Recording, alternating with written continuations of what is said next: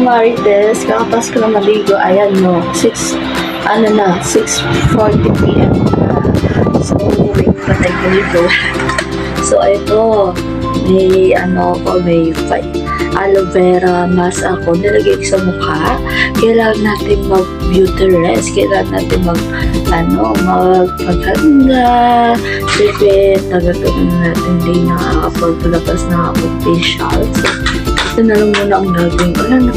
Ayan, diba? Kailangan muna natin magtanggal ng ating mga, wrinkles and blackheads, whiteheads. So, magpaganda muna tayo na nagulatan si Baby OC. Ay, nako. Yan, no. Kailangan natin to. Ay.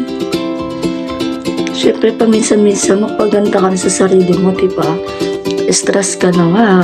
Tapos na, hindi ka pong kakuyod sa sarili mo. Deserve ko to. Deserve natin magpaganda. Napapanong sa cellphone ko.